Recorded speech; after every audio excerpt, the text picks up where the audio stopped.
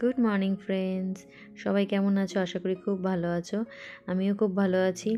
কাজের প্রেশারের জন্য এখানে আমি এখন ব্লগ বা ফটো কিছুই আপডেট করে উঠতে পারছি না। তো আজকে আমি তোমাদের সাথে একটা ছোট্ট করে মিনি ব্লগ শেয়ার করছি আমার ইনডোর এবং আউটডোর গার্ডেনের।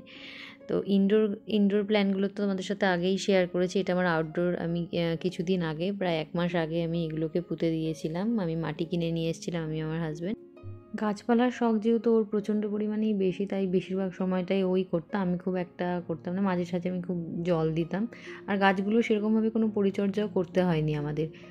ক্যানাডাতে এই সময় সূর্য আমাদের ডুবছে প্রায় রাত 10টা, 10:30টার সময়, আর সূর্য উঠছে ভোর 4:30, 5টার সময়। তো এতক্ষণ সানলাইট পাওয়ার কারণে গাছগুলো মানে কোনো রকম সার রাসায়নিক ছাড়াই এত পরিমাণে বাড়ছে, মানে আমি জাস্ট একটু অবাকই হয়েছিলাম যে এভাবে বাড়বে কিনা। তখন ও বললো গরমকালে সবাই মোটামুটি গাছ লাগায়, মানে এখানে এই সিজনটায় প্রত্যেকটা বাড়িতেই ইনডোর প্ল্যান্ট আউটডোর প্ল্যান্ট মোটামুটি লাগানো হয়।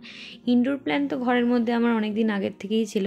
তো আর নর্মালি এই ছোট্ট আমার এই ব্যালকনির মধ্যে আমি বালতির মধ্যে এতগুলো গাছ লাগাবো আর সেটা এভাবে সুন্দর করে গ্রো করবে আমি ভাবতে পারিনি।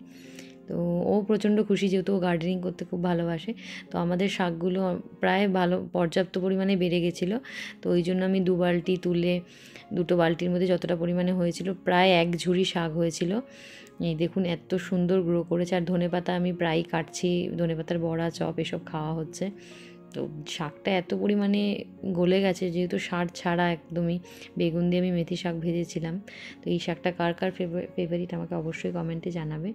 আর দুপুরের লাঞ্চে আমি বানিয়ে নিয়েছিলাম এই মেথি শাক ভাজা আর ভাপা ডিমের কারি।